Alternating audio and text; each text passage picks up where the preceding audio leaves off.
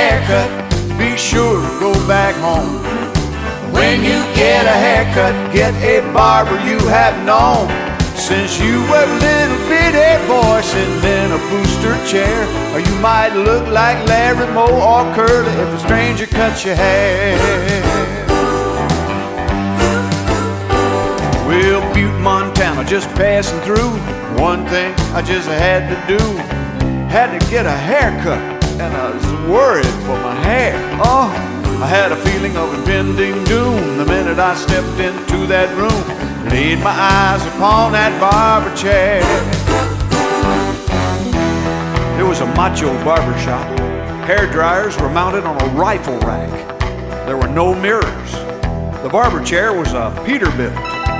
Barber walked in, he was huge, 7 feet tall, 300 pounds of spring steel and rawhide, wearing a hard hat and chewing a cigar. Had on a t-shirt that said, "I hate musicians." Threw me in the chair, sneered and said, "What'll it be, pal?" Now, a lot of people would be intimidated in a situation like this. I was not. I am what I am, played my piano and sing my little songs.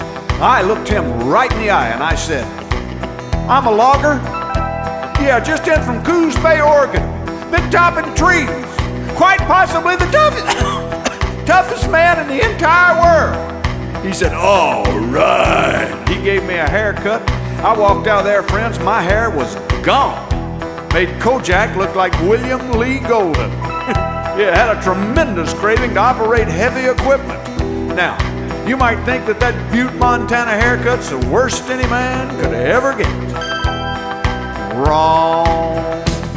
Well, a few months later, I was way down south. Grits and gravy and a hush your mouth. Hair so long, I'm starting to look like a man in drag. It was then that the sheriff walked up and said, "Hey, boy, you got too much hair on that head. You better get yourself a haircut or a dog tag." Well, when I stepped into the shop, I realized immediately that I was dealing with a born-again barber. Don't see too many barber shops with a steeple. Had an organ in the corner, a choir. An usher led me to the barber chair. The barber walked in and started saying grace. "Oh, Lord, for these haircuts we're about to receive, may we be truly thankful. Dominus possum pox probiscus postmortem et tu brute puella carborundum." He was sort of half Baptist and half Catholic. Maybe a Cathetist. Anyway, he started cutting my hair and preaching at the same time. I mean, he's a wild man. Scissors and razors are flying around my head. He's talking about the evils of dancing and drinking and liquor and sex and wild women and music. And the music business. Then he looked down at me and said, "What do you do for a living?" Now, I'm not ashamed of what I do for a living. Work in bars and casinos, around liquor and wild women. Hey, I just play my piano, sing my little songs.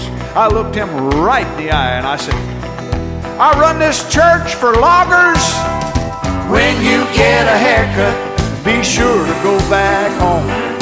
When you get a haircut, get a barber you have known. Since you were a little bitty boy sitting in a booster chair, or you might look like Larry Moe or Curly if a stranger cuts your hair.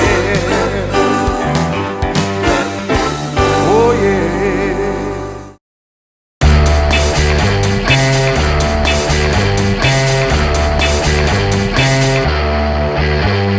Got a devil's haircut in my mind. Got a devil's